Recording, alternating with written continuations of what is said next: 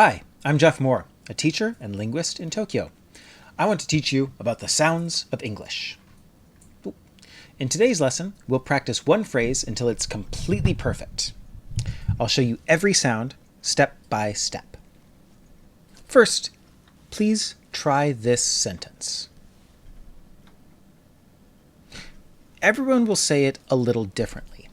I'm going to imagine that you read it the same as my first-year students, all in katakana with Japanese intonation. Do you like coffee? Today's lesson will teach you to say it the way I say it, like an American from the Seattle area. Of course, it sounds different in other places. Irish intonation, for example, is totally different. Do you like coffee, is it? Totally different. Today is only my pronunciation. So, in IPA, it will look like this. Let's start on the left and work our way to the right. The D sound is fine, but the next sound is different. Japanese U is different from English U. U, U, U. For Japanese U, our tongue is in the middle of our mouth, very high. Our lips push out a little, but they aren't round. Here's a picture of Ayase Haruka saying the bun in tabun. Do your lips do the same thing? Probably they do. English is more relaxed. The tongue goes down a little and back. Try to say it a little Yankee. When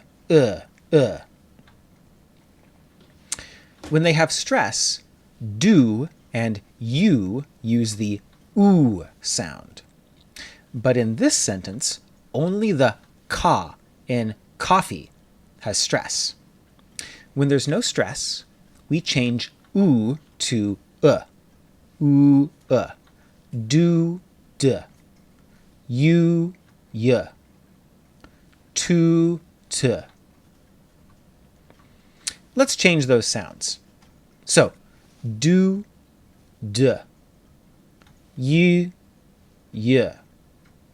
Do you like coffee? Getting closer. The next problem is here, the length of you. It's very simple. English doesn't have long vowels. Well, American English doesn't have long vowels. We make stressed words a little longer, but you is not stressed. Only coffee has stress. An easy fix. So, do you, do you, do you? Uh-oh, it's the L sound. It's not so hard, I promise. Say the Japanese sound ta. Ta. Where does your tongue tip touch? Hold it there. Then drop the sides of your tongue. Now use your voice. Allah, Allah. Here's a view from inside the mouth, behind the tongue. Your tongue touches behind the teeth on the hard, flat surface. This space is called the alveolar ridge.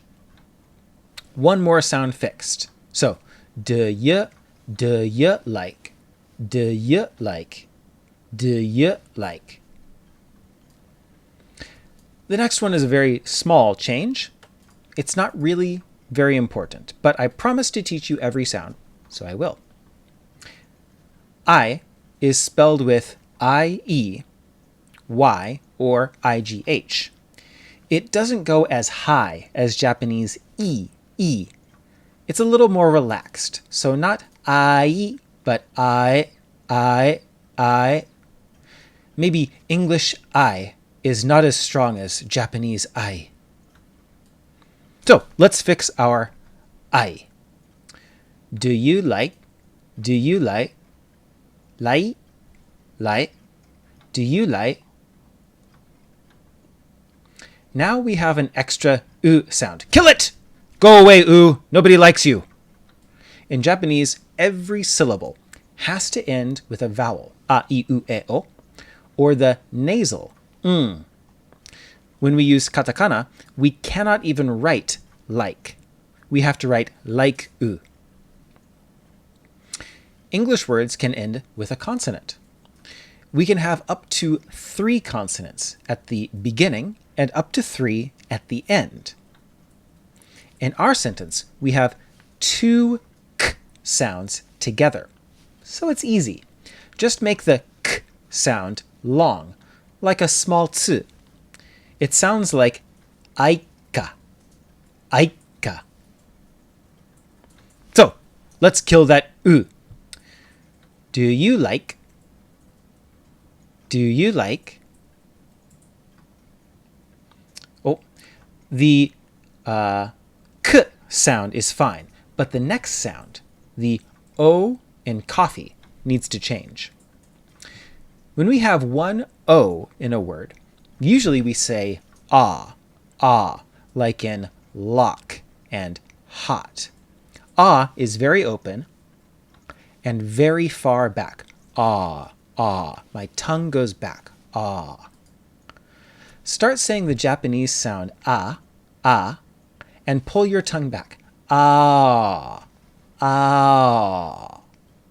Or try the other way. Say Japanese o, then open wide. O, and relax your lips. O, ah. O. Let's change the o to an a. Remember, English doesn't have long vowels, so the tong, chong, nobashibo goes away.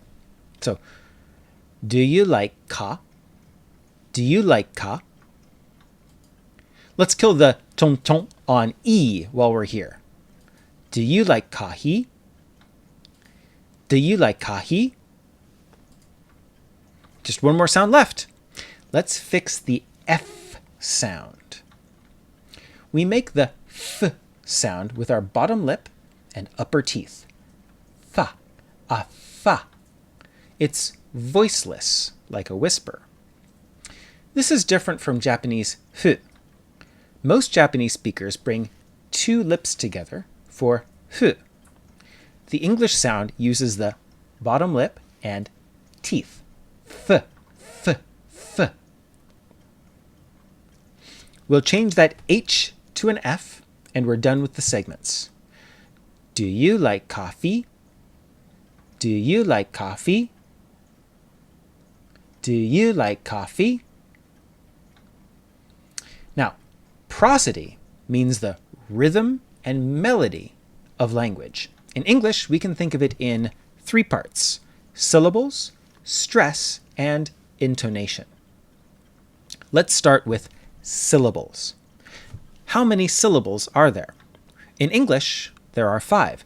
Do you like coffee? 5. In Japanese, we count mora, so it's 9. Do you like coffee? A big difference. 10, not 9. 10. Now we'll look at stress. Put 1 stress on the strongest syllable in each word. So, do, you, like, ka. Fi doesn't have stress.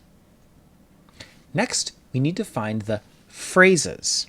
This one has a subject, you, a verb, do like, and an object, coffee. Simple. Add 1 stress for the strongest syllable in each phrase. You, like, ka. Now we find the strongest syllable in the clause. It gets 1 more stress. Usually, it's the last content word in the clause. So, in this case, coffee. Do you like coffee? The last step is intonation, the melody of the sentence. Yes/no questions have rising intonation. For rising intonation, the stressed syllable gets lower. It's like the opposite of normal intonation. So, you like coffee. you like coffee? But rising, do you like coffee? Do you like coffee? The top one here is how I would say it. Do you like coffee? Do you like coffee? Many Japanese students say the second one. Do you like coffee? And that has a different feeling. The top one is the normal way to ask a question. I don't know the answer, so I'm asking. Do you like coffee? The second one sounds like an offer. Do you like coffee? It means I am making coffee. Do you want some? If you say it the wrong way, your friend might expect you to bring them coffee. Let's practice it one more time. Do you like coffee? Do you like coffee? Do you feel like you can go to a coffee shop now? Well, if you feel ready for a trip to a coffee shop, try one more sentence. Go. Here's a tip from a native speaker of the Northwest American dialect. When you go to Seattle, say it like this. Can I get a cup of coffee? Can I get a cup of coffee? It might help to imagine some Japanese words there. Try it this way. Kai, geta, cuppa, coffee. Kai, geta, cuppa, coffee. Can I get a cup of coffee? All of these lessons, all 25 lessons, have focused on American English. That's easy for me because I'm from the US. But there are many, many other kinds of English.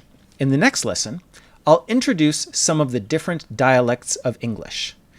But please remember, I am not a native speaker. I can only try to show you and give examples. So, thanks for watching. Please leave a comment if you have any questions. Bye-bye.